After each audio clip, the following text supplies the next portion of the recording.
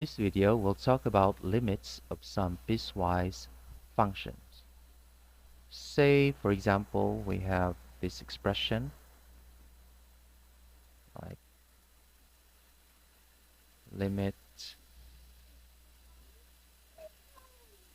of f of x as x approaches to, say, for example, 1.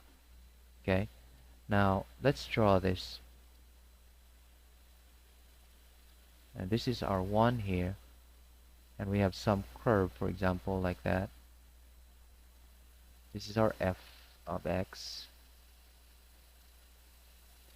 So when we say x approaches to 1, doesn't really mean that x will be equal to 1. So 1 is not included. It just only approaches to 1. It's very close to 1, but it's not equal to 1. Now, since we're talking about uh, piecewise function, the definition of its limit is like this. So we consider uh, two sides of limits. We have limit coming from the left-hand side, okay, going there, and a limit coming from the right-hand side. Now let's go here from the left-hand side limit. That's defined as uh, limit f of x as x approaches to 1, and we denote it by negative over there. That means the limits, what's this, from the left side. And for the limit that comes from the right side going to 1, that means this is the notation. F of x as x approaches to 1, we just put positive there, meaning it's a right hand limit, and this one is a left hand limit.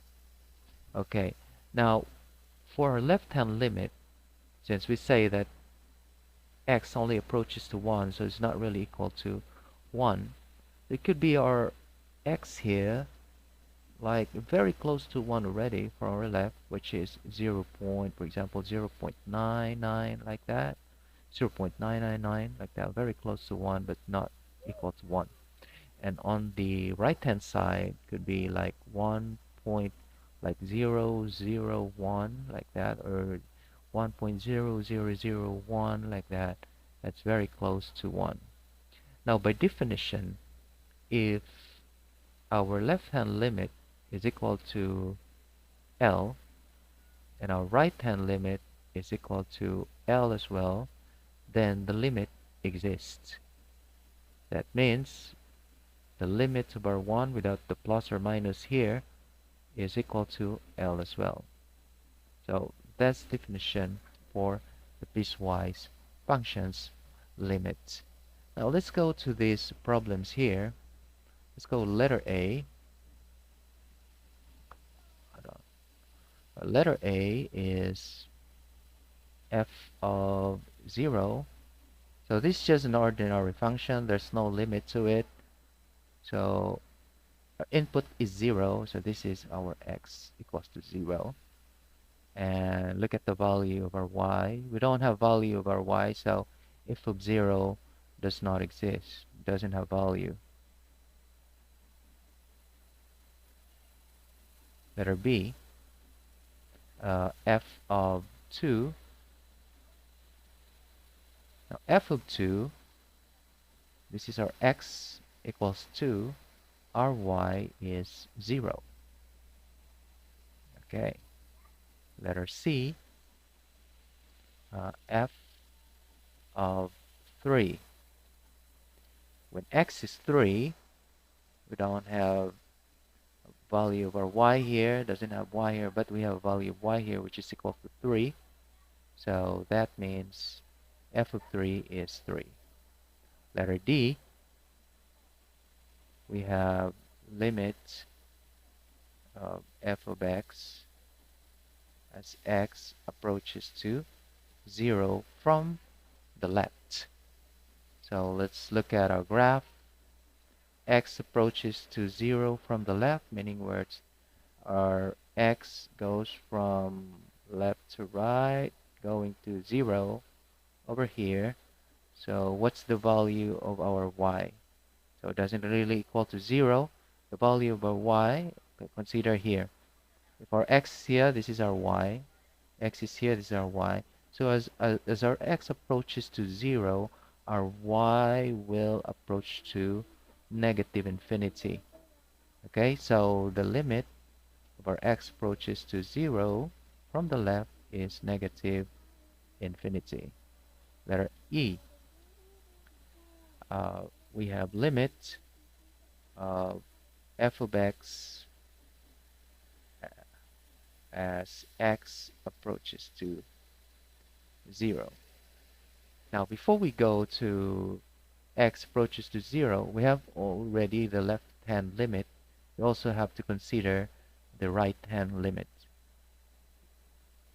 Whatever the limit of our left, and if it coincides with the limit of our right, then the limit exists. If not, then it does not exist. All right, let's look at here. This is our x approaches to 0 from the right. So x coming from here, from right to left. You see, we don't really have value for x equals to 0, but we have value of our x when it's very close to 0 and it approaches to 2. Our y approaches to 2 as x approaches to 0 from the right. Okay, so that means our limit is 2. Now, since let's consider this our left-hand limit, and this is our right-hand limit. So in this case, the left-hand side limit is not equal to the right-hand side limit. So that means the limit of f of x as x approaches to 0, we don't have plus or minus here, does not exist. Let's go to letter F. So letter F, you have limit of f of x as x approaches to 3 from the right. Okay, this is our 3, and x approaches from the right, going here. So what is the value of our f? So that doesn't really equal to 3, but as you can see, if our x is still here, we have our y in here, and it slowly approaches to 2. Okay, slowly approaches to 2. So that means our limit is 2. Next, letter G. Limit of f of x as x approaches to 3. Now, before we go to this one, let's consider the limit from the left hand side first. So as x approaches to 3, it's coming from here. So notice that as x is not yet close to 3, our y is going to be here, or f is going to be here, and it slowly approaches to 1 as our x approaches to 3. So the value of our limit f of x is 1. Now, since the right hand limit and the left hand limit are not equal, then the limit of our f of x as x approaches to 3 does not exist. Okay. Finally, let's go to letter H, this one. Limit of f of x as x approaches to negative infinity. So as x approaches to negative infinity, or x go from here going to negative infinity, notice there are y also uh, closest to 1, x equal y equals 1, or f close to 1. Um, okay, let's consider that's 1. So that means the limit of f of x as x approaches to negative infinity, this is asymptotic to 1, okay? So the limit is equal to 1. Let's evaluate these limits here. Uh, let's look at the interval first. X is greater than negative 1 and less than equal to negative 1 going here. So if we evaluate the limit at this given interval or endpoints, then you should write it like this. Limit of f of x as x approaches to negative 1. Now we have to consider the left-hand limit first. That's the left-hand limit. Now the left-hand limit is going from left to right, going there. So which of these functions we need to use? Now notice here that our x is less than negative 1. So for x less than negative 1, it should be this interval here. So we're going to use this function. This is equal to limit. Use this function as our f of x, 3x minus 7, 3x minus 7, as x approaches to negative 1 from the left. Okay, let us now plug in the value of our x as it approaches to negative 1. We have 3, negative 1 minus 7. So that is negative 3 minus 7 is negative 10. Now for right hand limit,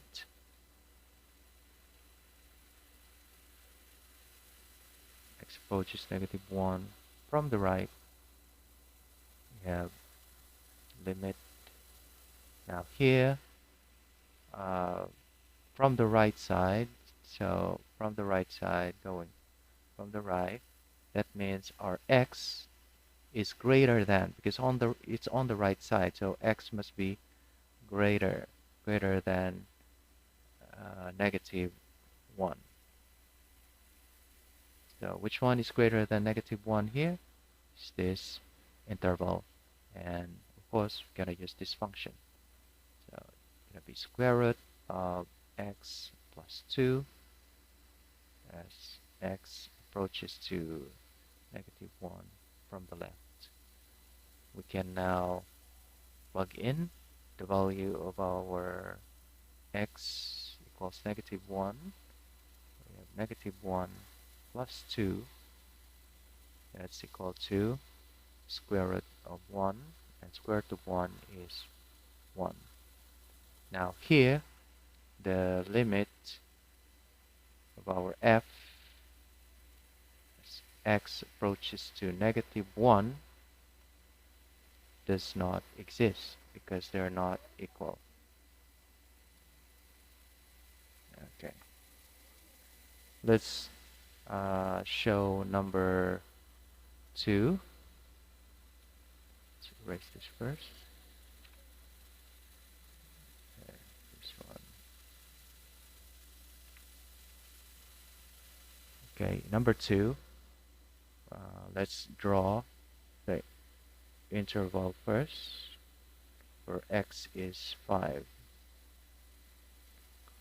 Okay, now let's write down the limit, the left-hand limit f of x as x approaches to 5.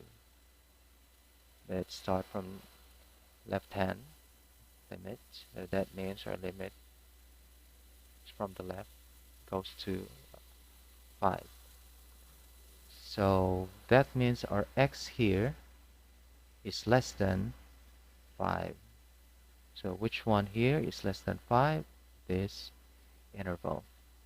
Okay, so we're gonna use this function here. This now limit. Let's now change our f to this one. Negative 5x plus 17.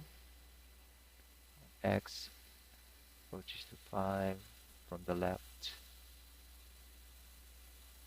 We can now plug in the value of our x. It's now negative 5 times 5 plus 17. And this is negative 25 plus 17. And the answer is negative 8. Okay. Let's go to the right hand limit as x approaches to 5 from the right. Now here our x is from the right. That means our x is greater than 5. So which one's greater than 5? This one. So we're gonna use this function here. So we have limit of negative 2 x plus 2, x approaches to 5. This is now negative 2 times 5 plus 2. We have negative 10 plus 2 is equal to negative 8. Now here our left hand and right hand limits are equal. Therefore, the limit of our f of x as x approaches to 5 is negative 8.